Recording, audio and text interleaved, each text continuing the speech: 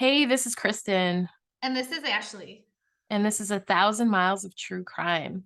So, Ashley, I want to congratulate you on finishing the 3 episode that you did on John Wayne Gacy. I thought you did incredible.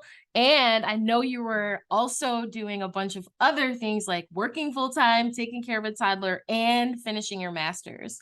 So I really wanted to kind of congratulate you and tip my hat to you or whatnot on that accomplishment because you're awesome. Thank you so much. I'm so glad it's over, and I would not recommend anybody cover John Wayne Gacy while in their last class. But I'm so glad we're not doing a fourth episode on John Wayne Gacy today. That's what I'll say. Yeah. John Wayne Gacy is done. I'm so happy, and you finished your master's, boo. You did it. I did it. I did it. I'm so glad it's over with. I'm gonna sleep and watch. I'm probably gonna watch Stranger Things for like the next 5 days straight. Well, I hope that you enjoy that downtime, and I'm excited to tell you about who we're going to be covering today. I don't know if you are going to really know. I think you will, but we are going to be talking about Mr. Robert S. Kelly. Do you know who that is? You're gonna cover R. Kelly. Damn, you think I wouldn't know who R. Kelly was? I mean, no, I knew you were gonna know. But for those listeners that may not know who Robert S. Kelly is, he is an R&B like musical genius that has been creating hits music, soundtracks on movies for over 25 years. And if you don't recognize the name R. Kelly, you might know him or have heard of him as the Pied Piper, the King of R&B, Kells. So I he's just had no idea what a Pied Piper was until like everything came out about R. Kelly, and I was like, "Oh, that's what that is." he's disgusting. I'm sorry. I'll give probably towards the end, the meaning of the Pied Piper. I'll do it Okay, now. I'll do I it am now. sorry. So he coined this for himself because he attributed it to like the flute sounds that he used in his music at some point in the 90s. And so what the Pied Piper actually is I guess this is like in olden times, this Pied Piper didn't get payment for something that he did. And so he used his flute to attract and like manipulate children to follow him as revenge. Like that's the story behind the Pied Piper. But it turns out it's a little bit more sinister than that as to why R. Kelly actually is coining that as his name. That's so creepy. You hear that story and you're like, "That's me. That's the one." Yeah. So I just want to touch on, yes, he did make amazing music for the last 25 years. I'm sure there's songs that like are just unforgettable to you. Catchy, trendy. I don't know. Is there a song that stands out to you the most? So I guess the song I missed the most would be Ignition, the remix. That was like my jam. But even my grandma loved R. Kelly. I remember what was the big song? What was it like Fly Away or something? What is it? I What believe I tune can is? fly. I believe Yeah. I can fly. Oh my god, everybody's like screaming at me right now, probably. But I mean, like that's what I'm saying. Everybody could listen to R. Kelly. Yeah, no, and even still today, I feel like his music actually was extremely timeless because you could hear a song that he made back in the mid 90s today and it still sounds kind of like what we're hearing today from an R&B perspective. I mean, it's catchy and it's like an earworm. So he was really good at that. He has a very distinct sound and some have, even called him a musical genius. So totally not saying that we are siding with R. Kelly because we grew up listening to his music. I actually don't listen to his music anymore. I know you don't either, Ashley. But I just wanted to make it clear that this episode is in support of his victims. So I'll go ahead and get started. We're going to talk about his childhood. We're going to talk about the rumors about him and Aaliyah. We're going to talk about the child pornography that he's been charged with, and the most recent of this sex cult that he started. So Robert was born January the 8th of 1967 in Chicago, Illinois. He grew up with two brothers, Bruce and Carrie, and an older sister named Teresa. They were raised by a single mom. Her name was Joanne, and Robert, I'm probably going to refer to him as Robert throughout the episode. He was really close with his mom. Taking care of them, they grew up in the projects, the Ida B. Wells projects near the Bronzeville, Chicagoland area. So you're familiar with that area, right, Ashley? Yes, I love the Bronzeville area. I highly recommend Pearl's Place. I always tell you we should go there. They have like the best breakfast. Well, next time that I'm there, we'll definitely add that to the list of things to do for sure. It's a soul food restaurant, right? Yeah, they have like really good peach cobbler too and all this stuff. It's been around forever. It's this great place. But I love the area. It's like got a lot of history. All right. Well, I'm excited about that. Now I want to talk about when his musical talent was kind of, I guess, discovered.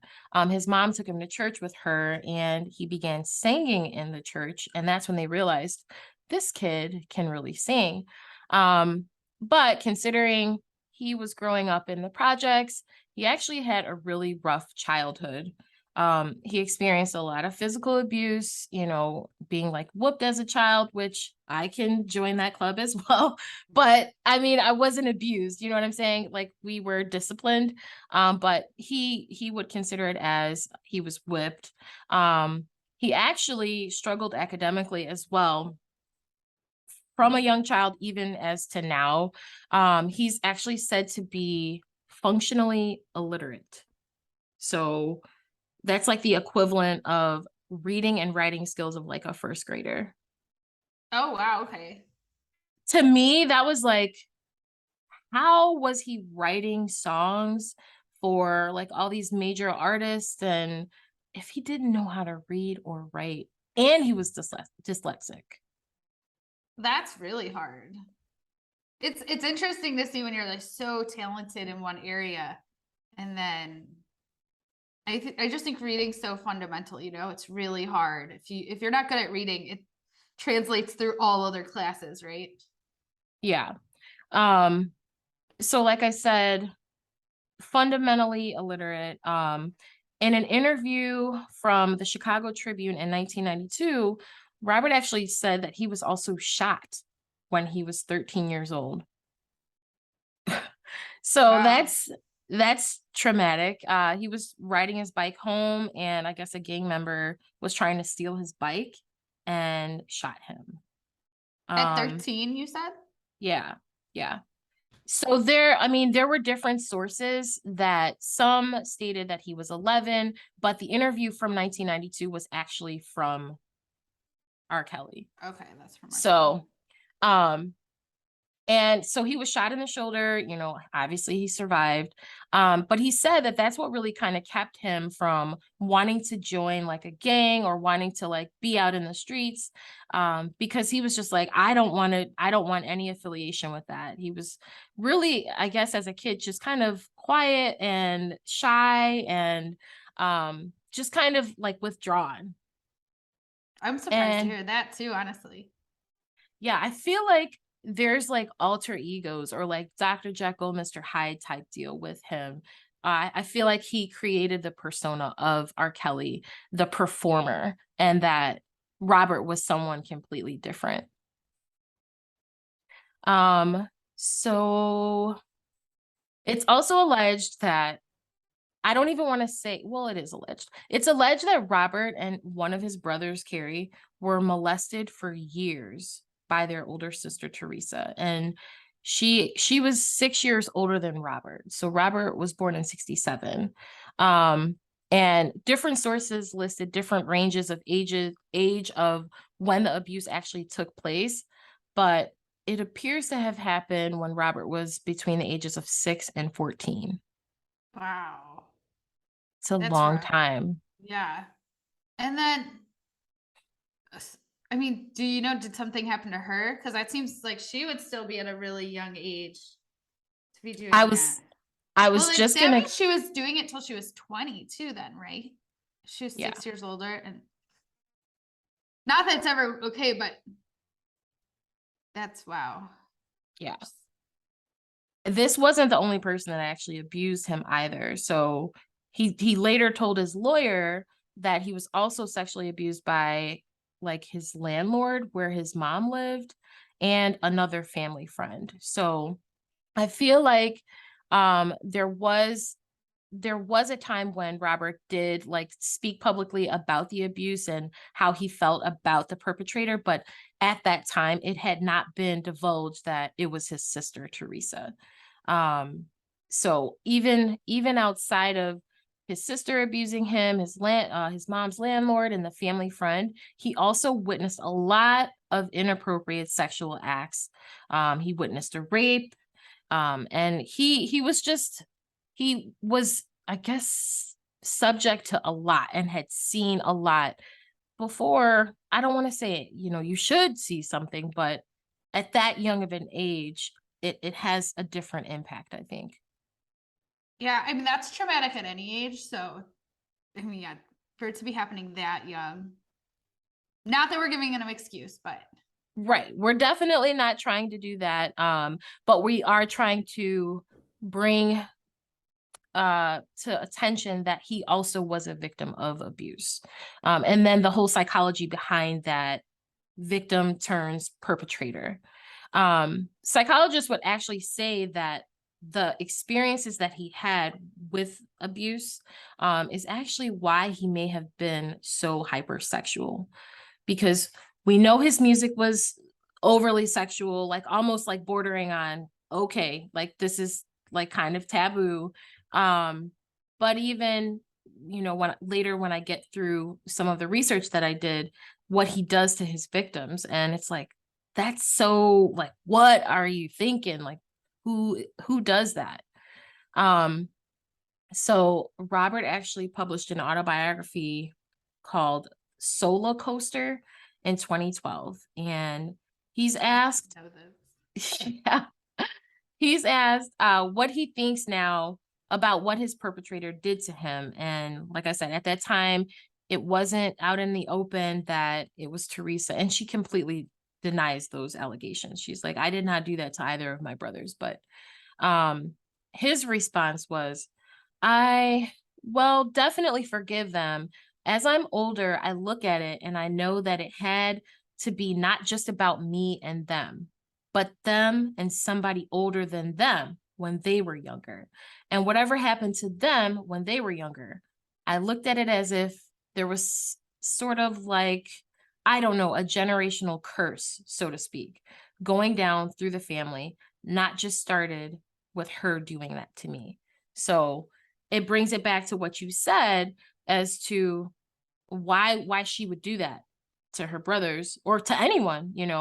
And so it means, or maybe he's implying that she was abused as well. Yeah, that sounds like a pretty strong accusation. And to your sister, and then your brother's also saying it, but there's so much turmoil within the Kelly family, like the siblings. I mean, his mom, she passed away in 93, but the animosity between the siblings, like I don't think Teresa's in communication with him anymore. Carrie is not really like on his side or like in support of him. The only sibling that's in support of him is Bruce, his brother that is actually incarcerated for like burglary. So Hmm. um So, were they always the closest? Bruce and him? Do I you think? don't I don't think so. I feel like um he was closer to his brothers than Teresa. Yeah. Because both of them I think were connected to him musically, and they also I think were musicians of some sort, like they could play instruments. I don't know. Carrie later comes out with like a diss track towards R. Kelly about like the Oh, allegations and all of that. So it gets messy. It gets messy. But I think a lot of it is, you know, wanting your family to support you when you're doing something bad, wanting your family to maybe take the fall for you or lie for you or perjure themselves. And it's almost like well, but you were doing something bad. So why should I, you know, I don't want to participate in that. Yeah. So that was like his early childhood. And then I wasn't able to really identify when he would have entered high school. So I just base it off calculation off the year he was born. Okay. Um, because his high school career was extremely short. So based off my calculation of the year he would have started high school at Kenwood High School, which is supposedly like an amazing school, um, for gifted kids or something like that. Um, I would say around 1982 Okay. at Kenwood High School. He's playing basketball, like he's really a passionate sports fan, but basketball especially. And he's also got a music teacher, Lena McClin, and she's the one that actually noticed you are super talented. And I don't want you to focus so much on basketball. I want you to really focus on music because you are naturally gifted.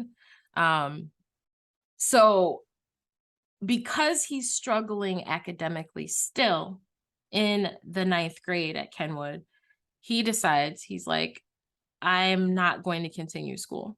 I have realized I'm really good at singing, so I am going to pursue that wholeheartedly. Um, he knows he can sing and he can sing well, so goes and he starts performing on the L's in Chicago. And honestly, Ashley, I didn't know what this was. I think I know, but are the L's like just the elevated uh It's like the subway. but You know, subways are I thought subways were underground. they go underground and I mean they go above ground too in Chicago. Like over Chicago, they're underground, but they go above ground. I could be saying that wrong. But yeah. I had to look it up. I mean, I've been to Chicago, obviously, Pedro used to live in Chicago. And I feel like I used to see them driving down what highway was that? I can't remember, but it was like elevated, like you could see it, and then the train would come and then like it was like outside, but above ground. And Yeah. is that it? Is that the L or am I wrong Yeah, here? like it goes so it's like above ground. So like for example, I always take the red line and that goes from like 95th all the way down till you get like closer to the city, then it's more underground. But even in the city it's above ground sometimes. So you'll hear them like singing down there sometimes or someone will have a saxophone. Well, that's what R. Kelly did. He said, I know where I can go to kind of make some money to live off of. So he was doing these performances and earning cash to live off of. And from there, he just continued to work on his craft and work on his craft. He was able to actually form two music groups where he was really the star because he is just got such a, I guess, presence when he's performing. It's like all eyes are on him. And one of the groups was called R. Kelly and MGM, which stands for Musically Gifted Men. The other was called Public Announcement. And both of these, they were short lived. It was money issues. They couldn't agree on how to divvy up, whatever they were bringing in. And record deals were really short lived also. Um, his group with MGM, they actually got a major break after going on a talent show called Big Break. And I would say that is like the equivalent of like a Who's Got Talent or like an American Idol. So it wasn't, just singing. They were like a boy a boy band or something. Like it was like him and these other guys and they're dancing and they're singing, and but it was really sexual. Like they're like grinding and like humping on stage and they win. And they win. But so from And day one, he's like in it. Okay. yeah. The whole And group. yes. But so the group wins, they win $100,000. I actually watched the performance and like I said, it's very clear he was the star performer. And Did they have so matching costumes? they Yeah. did. It Okay. was like, the pants, like they weren't the MC Hammer pants, but they were like puffed out on the hips, and then they had the jackets on and the haircuts. I was like, okay. But I only watched it for research purposes because I just wanted to see. So they win this prize, and so it's now 1991. I believe that that big break show that they won, it's the sources that I found said it was either 89, 90, or 91 that they won this money. So it's 1991, and this has got to be the highlight of their lives, I would assume. R. Kelly's especially, because he gets a record deal, and he's somewhat famous. And what else could someone that's like at this point in their life want, right? You've got all this going for you, and you didn't even finish high school, you know? Women. No? Women, would you think? Is that the like missing puzzle piece? Yeah, I guess you got money, fame. No. Mm-mm. Robert was known to hang out at his high school. So he went back to go and hang out with these high school kids when he's now in his 20s.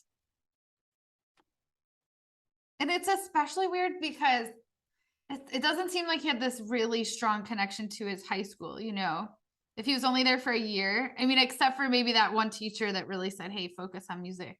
It's not like it was like, those were the best 4 years of my life. Like, I'm going to go and inspire more kids or something.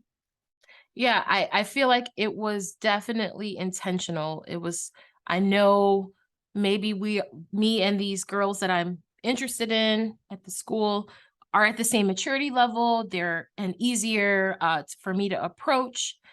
I don't know what his MO was for doing that, but the staff knew it at the school. People, other parents of students, they knew, and they're like, what is this guy doing hanging around at the high school? Um, and you're right. There really wasn't a strong connection other than that music teacher, Lena. Lena is even reported saying, and she mentions this in the documentary Surviving R. Kelly. She's like, I even told him, like, stop. You don't want to be doing this. You're gonna get yourself in trouble, or you're gonna get someone else in trouble. So Robert is 24 in 91 and going and hanging out and picking up girls at his old high school. That's creepy. Well, I also thought about this, right? You and I both agree there really wasn't a strong connection for him, right, to his school. But you know how like if there's a celebrity that went to a high school, that school really acknowledges them and they're like, oh, he did it, he made it, even though he didn't graduate. I think that it was that too, that his fan base at that time was likely around that age, because I mean, I can remember listening to it probably before I should have been listening to his music, like 12 Play, that album. I was younger than I should have been listening to that. You probably didn't understand half of it anyways, right? Like, is that That is true.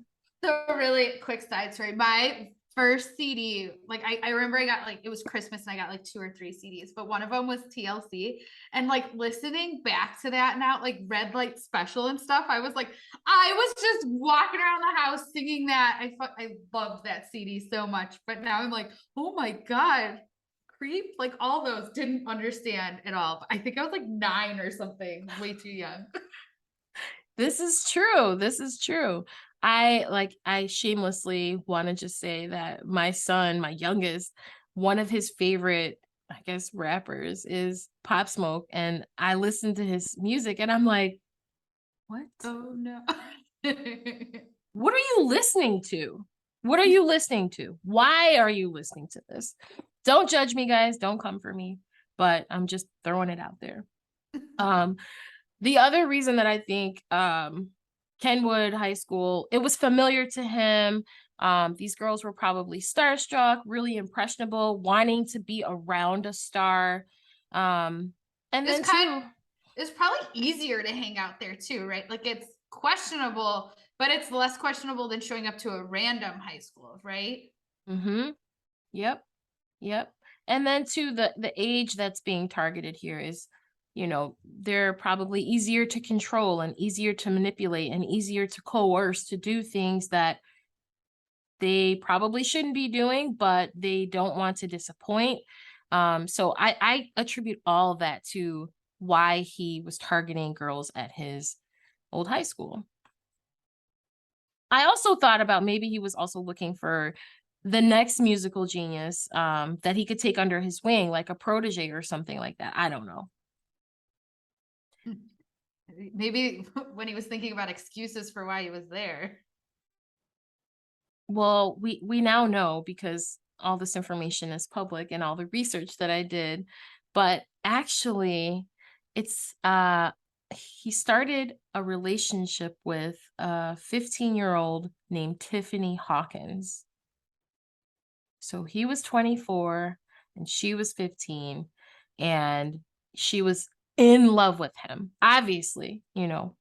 Um, but she did not come forward about their relationship with any charges of like sexual battery of a minor until years later. So she kind of kept it to herself, which is why I guess a lot of the super fans of R. Kelly feel like these people that are coming out, saying that he did this and he did that, they're trying to blackmail him or they're trying to extort him. But it doesn't matter because no matter what, at the time in which he was like in communication with these people and in relationships with them, they were children.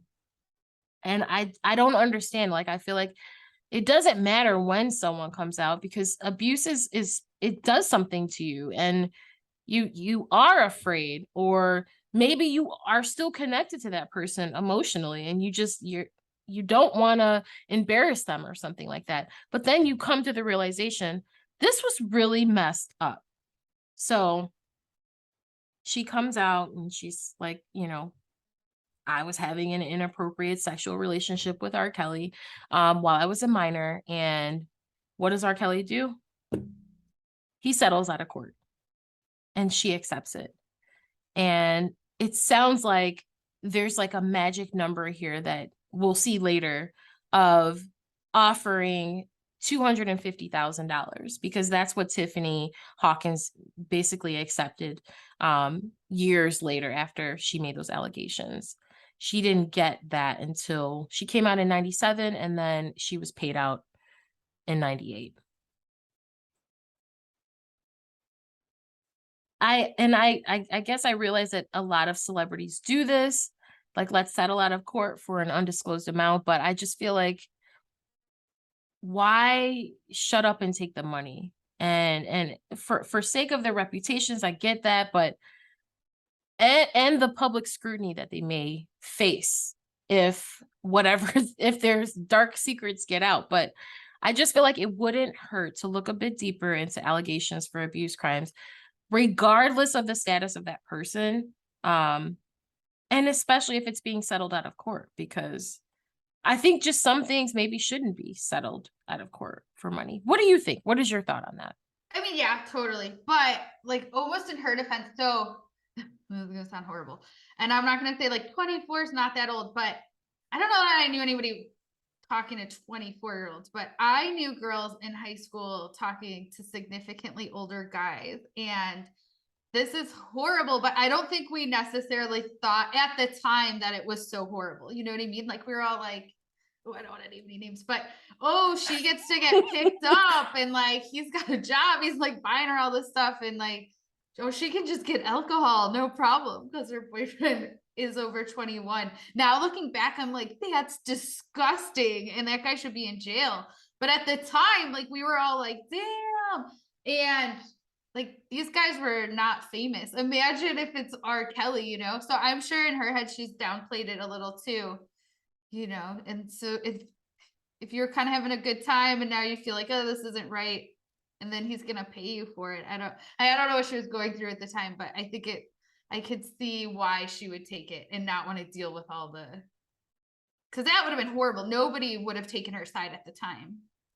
I think that what they were doing they were embarrassed about. What Tiffany Hawkins may have been coerced into doing were things of like grooming other girls or threesomes and being recorded and being doing some pretty ridiculous sex acts with an adult and other children. And you have to, she had to have known that it was wrong, but she was starstruck and she just said, I'll just go along with it. Yeah, and the second a lawyer explained that to her, right? Like, we can go after him, but you know, you're gonna have to explain the position that he had you in and like all the things he did to you. And I'm sure she was like, just give me the money. I want to be done with this. I never want to think about this guy again. So I can just say I can understand why she wouldn't want to go through that. I think that would be a lot. And I'm sure they would make it out like, well, she was showing up to the high school in short shorts. You know how it is. And it was even Yeah. worse back then. So Yeah. I think it was even still bad when the first trial happened. Like they were still and even this trial, even the trial from 2021, the same thing was happening. They were saying that they were inviting this behavior and, but no, because he's out there seeking it. So I get it. No one wants to relive that trauma. Um, so now I'm gonna talk about one of my favorite musicians of all times to this day. Um, are you familiar with Aaliyah? I know you are, but like you grew up in the 90s. Of course you know who yes, Aaliyah of is. course I know who Aaliyah is. So I want to tell you what happened between R. Kelly and Aaliyah. Robert had a manager at the time. His name is Barry Hankerson, and that is Aaliyah's uncle. So I guess Aaliyah, we know she obviously has a beautiful voice and was absolutely talented. He wanted to introduce Aaliyah to Robert to see if he could kind of help, catapult her career, maybe school her or mentor her on um, how to be a trendsetter or how to come up with a style or whatnot.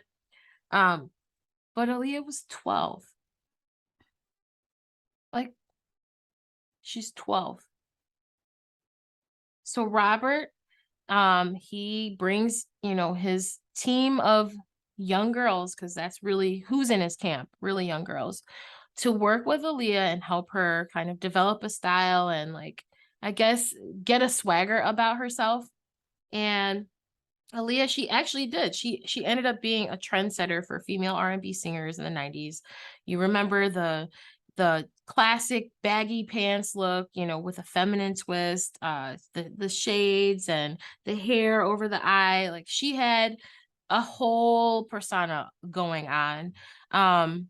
And I guess Barry was like really trusting that Robert was going to be a mentor to Aaliyah and take her under his wing and maybe have her be his protege. Um, R. Kelly, Robert, he ended up producing her first album, which was called Age Ain't Nothing But a Number. And we all know this song. I don't know. It's still timeless. They still play it on the radio even now, this long later. That song came out in 94. They still play that song. So Age Ain't Nothing But a Number. I read the lyrics and I was like, they were telling on their own selves. They've been telling the truth the whole time. In 94, when this album drops, Aaliyah is actually 14. And I just have to say, we now know because it's been admitted, Robert admitted this to his lawyers, that he was doing a whole lot more than just mentoring Aaliyah. He was in a sexual relationship with her. And he was also at the time in a sexual relationship with the underage girls in his entourage. They claimed that it was just part of the job. So, The job. yeah. So I will just throw this disclaimer out there. This is explicit. A member of Robert's team of backup singers who was also a minor at the time, she actually saw Robert performing sexual acts on Aaliyah while on a tour bus.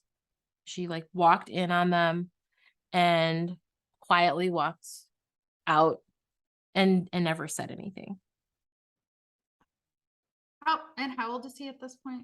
I mean, over an adult, so it doesn't make 27.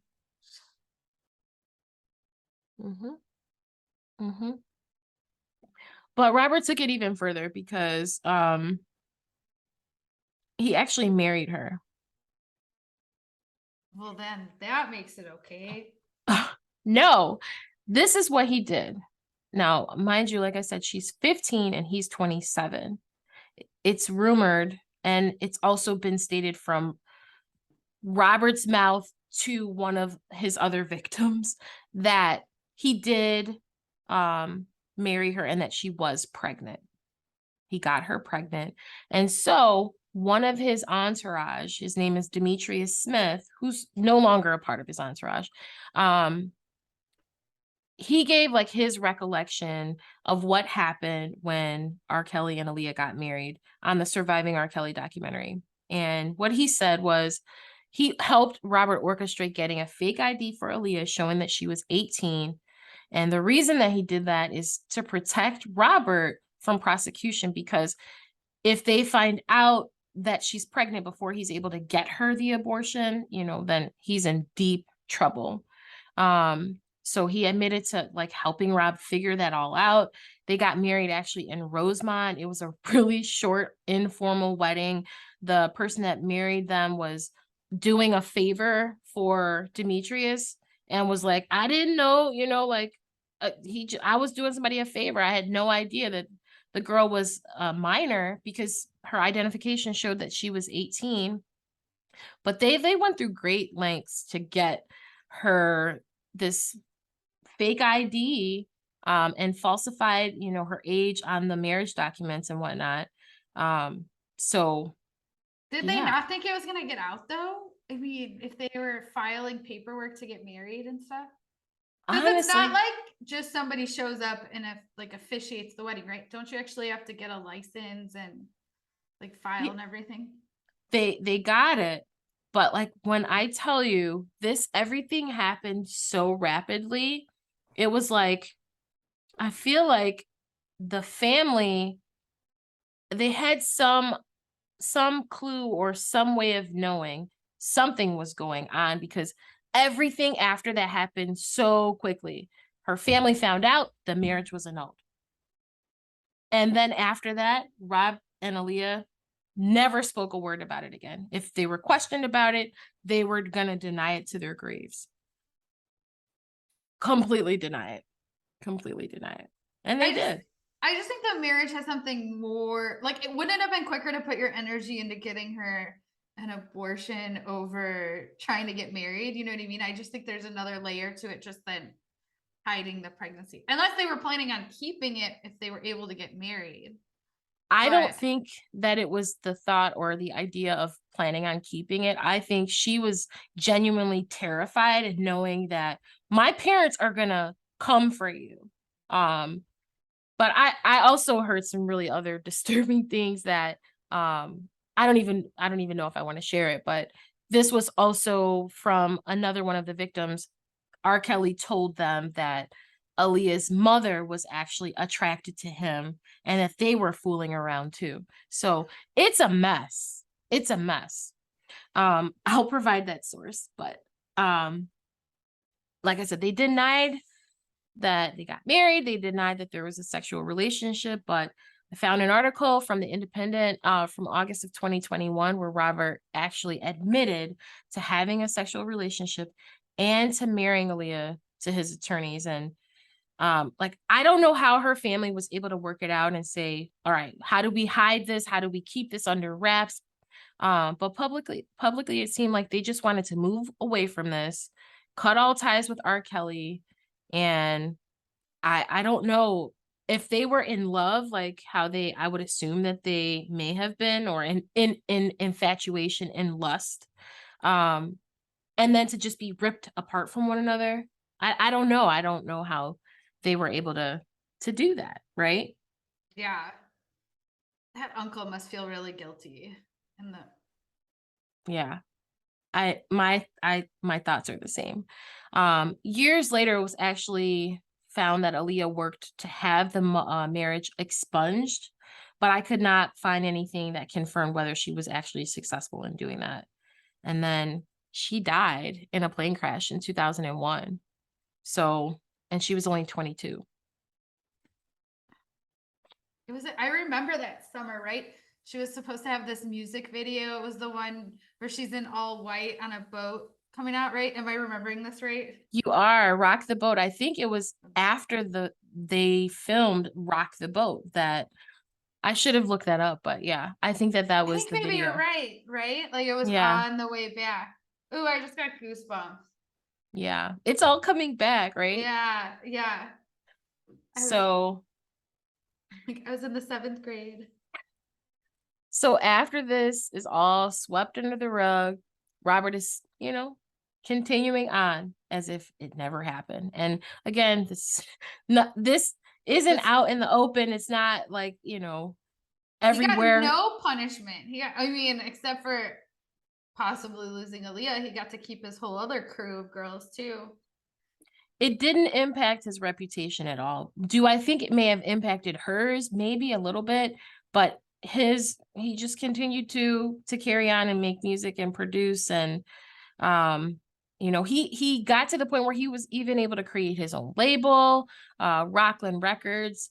His career really flourished. It was like he could do no wrong. And when I tell you his repertoire of artists that he's worked with Michael Jackson, he's worked with Britney Spears, he's made major movie soundtrack songs, and he won Grammys for I Believe I Can Fly, for that movie, The Space Jam.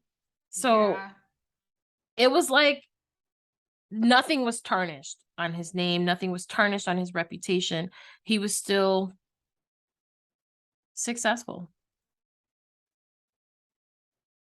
Yeah, I remember when that song came out, it was everywhere because that's one of those songs that could like play on any radio station literally. So you couldn't get away from that soundtrack. Yeah. And I know it was a kids movie, but still that song you could put on a sad movie, a drama, or anything, it was like a classic. It was a classic. So now we're in 1996. Um Robert's having trouble keeping his secrets under wraps, and from the Surviving R. Kelly documentary, I watched it. It was crazy. There's like multiple seasons. There's even another one that I'll mention later, but he's just from 96 to 2017, he's got so many victims and so many abusive relationships. Um, there's so many that it would probably require like 10 episodes to cover, maybe more. So I'm just gonna talk about his ex-wife, who he married in 96. She was one of his backup dancers. And she just really broke down what being married to Robert was like, and it doesn't sound pleasant at all. He was emotionally and physically abusive to her. She was basically a prisoner in her own home, and he treated her like a submissive. And not just her, pretty much all of his victims. It was really about control and um just And was she really young too? Was she underage? Or was this like his cover? she married him when she was 22 years old. So if he was 27 in 94, he was like 29. 29. Yeah. That's not But great, but that's not so bad. So I wonder if that was kind of like a cover. I don't know, because I feel like he preyed on a certain type of, I think, personality. I don't want to call these victims weak, because that isn't it. I think it's a vulnerability thing of he knew exactly what qualities to look for because he had done it for so long.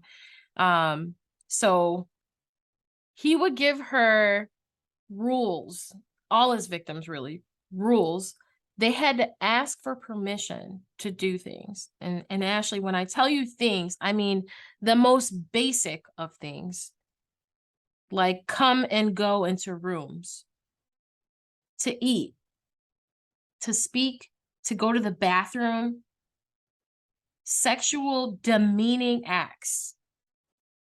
I watched an interview during she did an interview with The View in 2018, and she shared that he hogtied her, raped her, and left her tied up while he went to sleep. And I'm like, why didn't you leave? But I know that abuse it does things to you. It does. You're not who you really are. Um, so his wife and all these other girls were experiencing similar forms of abuse at different levels. Admittedly, like they came forward and talked about what they had done. And it's confusing to me whether this was infatuation, whether these were promises that were being made to these women, like, I'm gonna help you with your music career, I'm gonna connect you with these people, because at some point that wasn't happening. He wasn't doing that for these people. So what other reasons did you have for staying? And then it made me think maybe he kind of like brainwashed them. What do you think, Ashley? Yeah, I could see that. I'm sure he was a charmer, and you get into this routine of abuse and you start to feel like you can't leave. So, and he sounds like he'd gotten good at it, unfortunately, too. He'd gotten used to grooming these girls. Mm-hmm. One of So really quick, one of the other things that keeps like going in the back of my mind is you were talking about he had a relationship with like his young backup singer and stuff like that too. Is that common to have people that young around, or was he just finding ways to have underage girls around? he definitely was finding ways to have younger girls around. So I think also the age of consent in Illinois is, I think it's 17. Is it 17? Yeah, it might be I 17. I think it is 17. And so what these 17-year-olds would do would be grooming other younger girls that they were friends with. Because I don't know, when I was 17, I was definitely friends with people that were a couple of years younger, and so it was definitely gaining access in those ways. So we've heard it or seen it with like Epstein and Yeah. Weinstein. So it's like I guess a thing that was just accepted. And who's to say like someone's not going to be like, well, you look like a little girl, like let me check your ID. Like if you're there and it's been okayed that you're there, who's gonna stop you? Also, it wasn't just that R. Kelly had this control over these girls. He had this control over his team, because they weren't even allowed to talk to these women that he was victimizing. He would tell them, "You're not allowed to speak to them, and I will know, and I will punish you if I find out that you're talking to my team."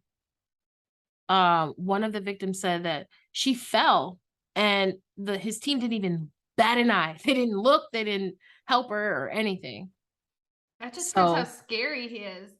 And if your crew's that scared, again, imagine being a young girl and you're dealing with this abuse all the time. You mm, have to feel trapped. You've got all these people around you and no one's helping you. You've got to feel trapped. yeah. So Robert wasn't just hypersexual, he was also very controlling, very obsessive. He used isolation, surveillance, threatening violence, bribery, extortion, coercion. He would make some of his victims sign that they did something really horrible and take pictures or photos of them doing it, to use that as like against them. Like if you trick off on me, I'm gonna expose you. I'm gonna put this out in the public. I feel like he was doing all of this and like collecting people, like he had, so he could have a catalog of some sort. But these women and these girls, they did it. Those are probably like, yeah, it's like his trophies. And I'm sure they're ashamed. They definitely don't want, you don't want any picture getting out. But a picture like that, I'm sure that was a really easy way to control them. Yeah. And then too, we know this, abusive relationships can leave you completely out of character and have you doing things that you're like, I would never do that. I would never do that. And then you find yourself in that situation and you're like, "Ugh, well, I don't want to disappoint or I don't want to make him mad. And he's a celebrity, he's a star, he's gonna help me, or that you're like torn. Um, but his wife, she ended up having 3 kids with him, and she got tired of his ass, and she left. They got a divorce in 2009, but she admits that she still has PTSD from the abuse he put her through. And do his sons talk to him? Mm-mm, No. mm-mm. His daughter, so I can't speak to the son, but his oldest daughter, she has no relationship with him whatsoever. She's actually in the music industry as well, or has the desire to be, but she's expressed that it's become extremely difficult. People don't want to work with her because of her biological tie to That's him. hard. Yeah. Yeah. So it's horrible when your kids are impacted and you just are a careless piece of shit and you're just like, I don't care. I'm gonna do what I want to do. And he is pompous like that. Like you get that vibe that he's just like, I'm untouchable. I could do whatever I want. And he was buying people's silence the entire time. His entourage, his camp, his assistants, his security guards, everyone that was on his team was basically complacent. They were not opening their mouths. I don't know, maybe he had them sign NDAs. I don't know like how all that works, but um yeah. I think that they may have also been afraid of what the punishment may be. Like, is this guy gonna do something really horrible to me? Um, this victim that I'm about to speak about now, and I again want to warn the listeners from here on out, things will be explicit and involve children. Um, Lisa Van Allen is one of the victims.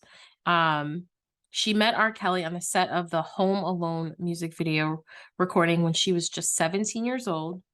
And she said that on the second time meeting Robert, they had consensual sex. He basically flew her from Atlanta, where she lived at the time, to Chicago to see him. And his assistant orchestrated all of that. Now, granted, she was 17, so in Illinois, that is the age of consent or whatnot. But every time that she would like make an attempt to go back to Atlanta, he would make her miss her flight or have some excuse for her to stay. And then, he would question her, like, well, what do you need to go back, to Atlanta for? And she would say, well, I have a job at the mall. Like I have to go back to work. And he's like, well, how much do you make? And she told him, I make $300. And so he just pulled out $300 and he gave it to her. And that was it. That was it. It was like, if it's that easy, then why go back to Atlanta? Right? She shares, this victim, Lisa, in an interview with Vlad TV, that Robert liked to have threesomes and he liked to record them. So she was told by Robert that they were going to have a threesome with his neighbor's daughter. And he told Lisa that she was 16 years old. So to her, she's like, well, okay, because she's 17 and she's like, well, I mean, we're already doing it. And she's got her own story of abuse that she experienced prior to meeting him. So seeing that she was gravitating towards this and maybe not necessarily recognizing that it wasn't a place that she should have been, Well, she has her. if it's not wrong for her, then it's definitely not wrong for the girl who's, months younger than her. Well, it turns out they performed the act. It was recorded. And she later finds out, Lisa later finds out that this girl was actually 14 years Oh old. my God. So she's like, what the hell? Like, this is wrong. This is a baby. And I mean, granted, no, y'all are both babies, but um the even more shocking revelation is that the 14-year-old is actually one of R. Kelly's lead guitarist daughters. So someone that is on his musical whatever and working alongside him, it's his daughter. And so And that's why she's around, right? I mean, that's why she's around, but he had to have I mean, come on. He wasn't there's no way that everyone can just say, "We didn't know. We didn't." I don't believe that. The people that were within his circle, I don't believe that. No way. No way. Somebody had to have seen something and Yeah. just turn the other way, or he paid them for their silence. But this girl, his lead guitarist daughter, she's also the niece of another artist that is working with R. Kelly. Her name is Sparkle. I love her as well. She's also another amazing artist. Her real name is Stephanie Edwards. She's actually on his label. So I was like, you're doing this to people. One, okay, if we look back at Aaliyah, Barry was your manager and you did that to his niece. So it's like there's no boundaries. Not saying that there should be, but like you're doing this to people that are close to you that, you know, I would assume I would be fearful that they would kill you if they found out what you were doing, right? Yeah. But money talks. So I don't know. I know you know, but I keep saying that. I hate that I keep saying that. Um, this minor, this 14-year-old, she is the victim in the infamous P tape. And you know what I'm talking about, the P Of video. course. Yes. Okay. I didn't watch the video. I don't want to see the video. That's disgusting. Like no. But the infamous P video, for our listeners that don't know what this is, it's a video of R. Kelly having sex with a child, and he pees on her in this video. He was also into some other weird shit like shitting and having them rub it on themselves and eat it and say disgusting things. But we're gonna just talk about the P video. So this video that I don't think anybody should see, in February of 2002, someone in Robert's camp releases the tape to a reporter named Jim D. Regatas. I hope I didn't butcher his name. And this Jim guy worked for the Chicago Sun-Times at the time, which is a local Chicago newspaper. The same day that Jim dropped the story about the P tape, this 27-minute video of allegedly R. Kelly and a child. R. Kelly, Robert, he's performing at the 2002 Winter Olympics. So talk about highs and lows. Like you're doing the most. You're doing the most. Now your name is out there in your hometown and you are in trouble. But even so, I'm just thinking back, and I remember everybody talking about the pee tape and him peeing. I don't remember everybody talking about that this was a 14-year-old girl or this is a young girl. So, I mean, and you're saying that was originally reported, right? The whole story that was a underage girl. Yes, that she was a child, but they could not. I mean, she looked like a child, but they couldn't prove that she was a child. So they had to take the video and do their investigation to try and identify who this girl was. Can we get other people to identify that she was a minor? When was this tape recorded? You know, they had to do their investigation. Because I remember it being like a big joke, like that he likes golden showers and all this stuff. And oh yeah, the media had a field day. Chappelle's show, they freaking, you know, what's the other show? South Park probably did something. I mean, it was just they had a field day with it. But it wasn't funny. Like this isn't comedic. It isn't. Right, right. I think that is what Jim was trying to bring out is that because these were little black girls or this was a little black girl that nobody cared and they made a joke out of it. It's messed up. It wasn't until June of 2002 that Robert was charged with 21 counts of child pornography in connection with this video. So he gets arrested, but he's able to get out on 750,000. He gets arrested again, okay, in 2003, again in Florida, 12 more counts of child pornography because of photos found on him with underage girls. But he's released again the same day this time on $12,000 bail. So this was the strangest thing to me that these allegations were made in February of 2002.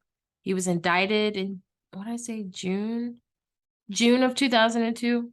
Yeah. He didn't go to trial for these allegations until 2008.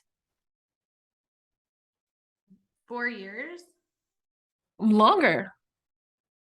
So 2002. Or 6 years. Sorry. Yeah. Yeah. Yeah. That's a long time. That's I mean, a really long time. Now, granted, some things did happen. Apparently, he had an appendicitis, had to have surgery. Apparently, the judge that was on the case was like fell or something like that. But that's a long time to prolong something like that. And then in the interim, he's still free. He's still making music and making money, and who knows what other victims he's adding to his catalog. So after those 6 years, he goes to trial and charges were dropped. Even though Lisa Van Allen, that victim that I spoke of earlier, she testified that the girl on the tape was indeed the underage girl that, you know, she herself had a threesome with R. Kelly when she was 17. So she's like, that is her. I know that is her because I have had sex with both of them together. That is definitely, she was a child when this happened. Sparkle, the artist on R. Kelly's label, she was the aunt, like I said, of the girl. She also testified that is her, that she was 14 at the time. And I remember why, because X, Y, and Z. But because the girl herself, they claimed to be on the tape, she denied that it was her in 2008. And her parents also denied that it was her. So all charges were dropped. It's horrible that they were dropped, but I could see not wanting the world to know that was your daughter. But here's the thing. Ashley, someone thought it was a good idea to release this P tape, P video, as a DVD, as a bootleg to the general public and sell it. So like you don't want people to know that it's your daughter, but it's out there. It's out there. It's out there for everybody to see. And it's true. And then you could start to get it. I mean, once everyone knows like that's children pornography, I think you're right that hopefully would have, well, people would still probably sell it, but you know what I mean? It's more of a prosecutive offense, but. Girl, they were selling it. Okay. They were out there selling it and mugs were buying it. Okay. So for a small fee, you can watch your favorite R&B artist commit child pornography or commit a crime against a child. Selling it. But I do want to fast forward to the current trial because now this victim, she has come forward. And like you said, I do agree. There may have been some shame. There was also some bribery involved. R. Kelly sent this victim and her family to another country, like all expenses paid so that they could not be subpoenaed. And like hush money. I will pay you for whatever so you do not trick off on me. And that's why they didn't say anything. But she's come forward in the current trial that happened, and she's basically admitted that it was her in the video and that Robert paid her and her parents hush money for the past 15 years. So, but I will add, still, all of this and none of this impacted his career. None of this impacted his career. All this, I mean, there was article after article after article after article, but between 2004, 2017, he was making a ton of music, making a ton of videos, multiple albums dropped. There were some not so good things that also happened to him. You know, he had some financial trouble because he foreclosed on a few properties. He was evicted from a few properties. He got into some trouble with the IRS, owing like almost $5 million in back taxes. So that probably wasn't a memorable moment for him. And it's really unknown how many people he was actually paying off in hush money and settling out of court for whatever he had done to them.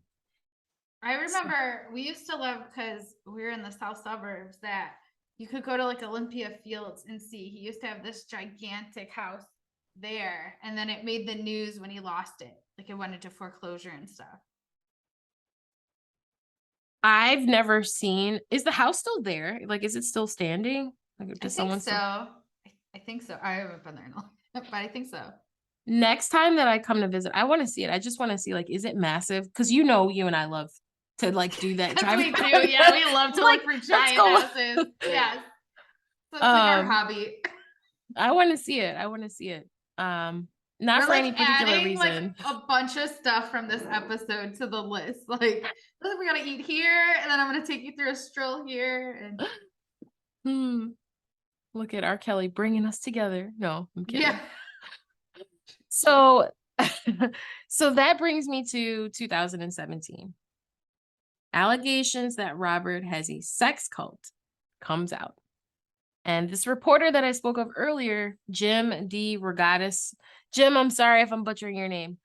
He's been reporting on R. Kelly since like 2000. And because he initially had received some information from someone on Robert's team, that like a note that Robert had a problem with young girls. And it's then so bad that you have to like slip a note. It just gives me total like Jim Jones vibes. We'll cover that cult too, but I can't wait. I can't wait for that. I don't know if you're gonna do that or I'm gonna do that. We'll have to flip a coin. I'll fight you for Jim Jones. I literally I know. That was probably one of the first people that we started like talking about when we were talking about true crime. So Jim, like I said, he runs the story of this sex cult that R. Kelly's running on BuzzFeed. He doesn't work for Chicago sometimes anymore. Now he's working for BuzzFeed, maybe somewhere else now. And he's basically been screaming since 2000, wake up. Okay, people, this is a bad man. Jim was contacted by the families of the victims, these three women, Azriel, Dominique, and Joycelyn. I'm not going to provide their last names, but if you do a quick search, it's not going to be complicated to find them, just out of discretion for their privacy. So Robert has a hold on these three, like a major, major hold. Their families are, I don't want to say they kind of like introduced their daughters to R. Kelly, but like somehow, some way they became into close proximity with R. Kelly. And that was how he was able to kind of claw into them. And at that time, they were underage and they were so close to turning 18, it was too late. Like once they turned 18, it was a wrap. Those kids were like, I'm out. I'm an adult now and I'm going to go be with R. Kelly. And I don't care if he's a child molester. I love him and I'm going to go be with him. He's going to help me with my career. You're muted. Oops. No, that's I'm sorry. okay. I keep hearing trains go by in the background, so I muted myself. But yeah, no, I can totally see that. Like, besides the fact you're young, you're in love, and like this guy's gonna change my life, and this. I'm sure that's like what they're thinking. He's selling them a dream, and it's so easy because imagine being that close to your biggest idol musically. Yeah. And sure, you know, you've heard about these other cases and you've heard about these other allegations and um but he was acquitted.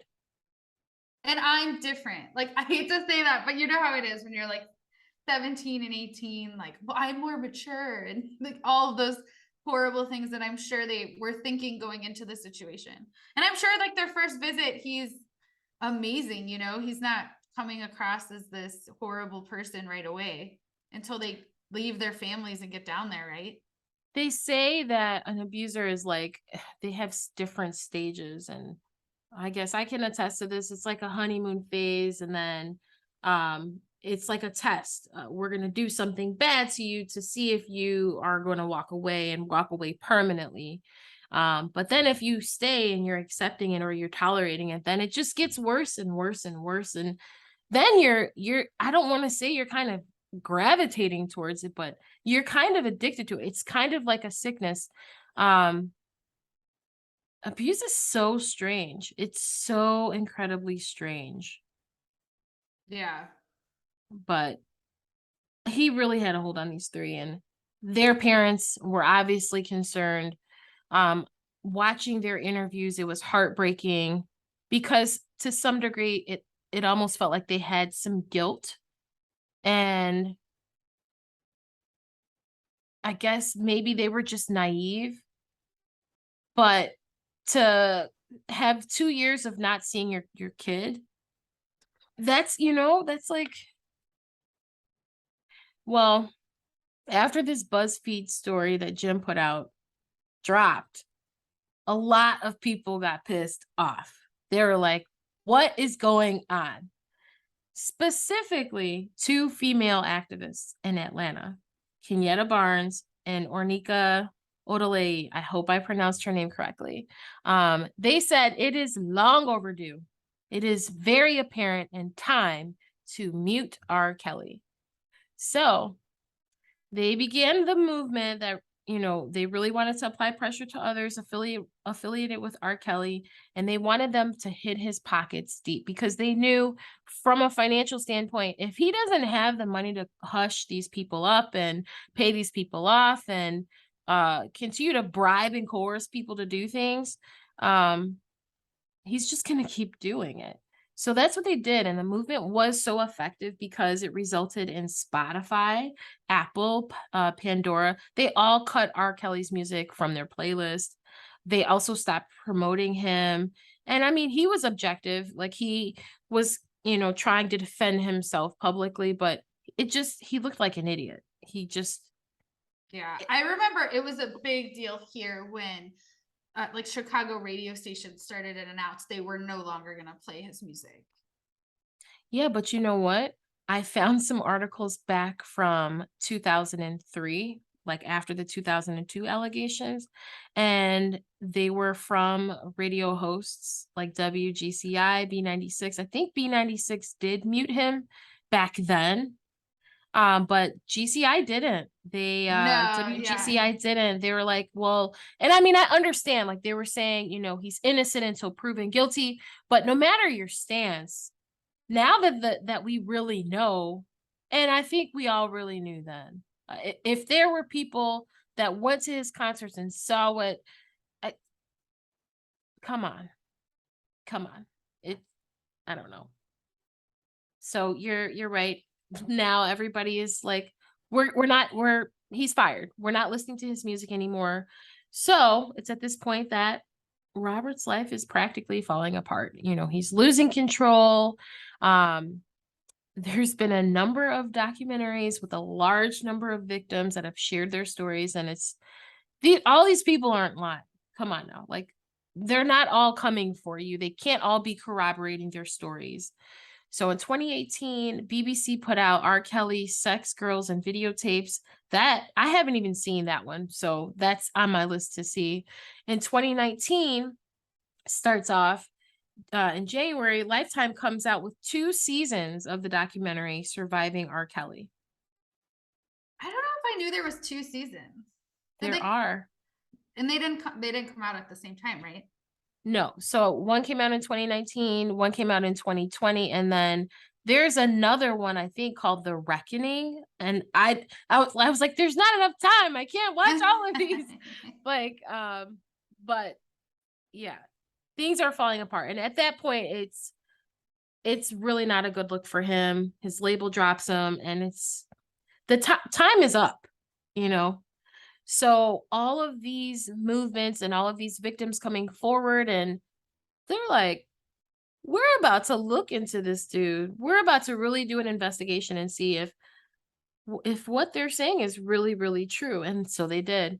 So last year, Robert was found guilty of racketeering, sexual exploitation of a child, sex trafficking, and this year he was sentenced. But I don't think that that's anywhere near done. Because that happened in New York, and I think he's got a trial going on now in Chicago. So far, he's been sentenced to 30 years. And I want to now add that most recently, like 2019, Azriel, Dominique, and Joycelyn, those 3 victims that I was telling you about that he really had his like claws in, Azriel and Dominique have managed to come to the realization that they are victims of abuse. I definitely hope that they are getting the therapy and the help and support that they need to kind of really get through this and find healthy relationships and recognize what those are. Because I really think that they were just young, ambitious girls who were looking to be mentored and hopeful that Robert was going to help them with their music careers, and that's just not what happened. Yeah.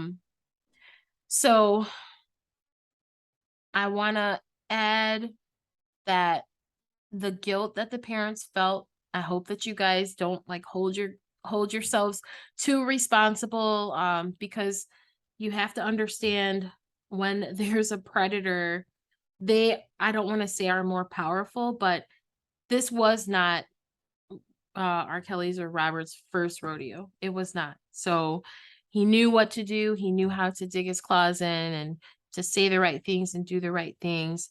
So Yeah, I think predator in general, it's just, it's horrible when they get a hold of, especially your children sort of thing. But this is a guy who had a ton of power, a ton of money. I mean, almost every resource at his disposal. So yeah, it's a shame. So I want to add a few other things that I found out more recently was that, and this I don't want to say was shocking, but I was just like, what? Um, Robert didn't just do this to females. In the trial last year, there were actually 2 male victims that came forward and disclosed that they met Robert as minors too, with hopes and dreams to like fulfill their musical aspirations of becoming successful. Um, and they became victims of his as well. I mean, there's always been the rumor here too that, and not even just with children, but like that's kind of how he would treat his like staff and stuff, that like he would punish them if they did something wrong. So it's not. No, I totally get the feeling of that and being like, and even being like, if I was on that staff and I saw all those girls around, like I would have put an end to that and I would have stopped it. But like, I also know what it's like when you're in that and it's going on and everyone else around you is keeping quiet and you're getting a ton of money and everyone else doesn't seem to have a problem with it. You know what I mean? So I mean, it's definitely a shame people didn't come forward sooner and there weren't more questions asked, but you know, I've seen the mentality before. I understand how it happens. So I'll close with this. Robert may have been the victim in the beginning, but he ended up becoming the abuser and the perpetrator. And I hope he gets some help too. And if you are a victim of sexual abuse, there is help out there. Please call 1-800-656-4673. That's a hotline for sexual abuse victims of rape, incest. So if you are feeling that you need some help, please don't hold back. Tell your story, call that hotline, and get the help and the resources that you need to get out of that situation. And that wraps it up for me today. And Ashley, this one was rough, but I did it. You did it. Thank you. I learned a lot. I'm probably going to go look up season 2 as soon as we get off this call. Well, now you have time, right? Yeah. Thanks again, everyone, for listening. Continue to like, subscribe, share, follow us on all socials. We appreciate your support. Thank you. Bye.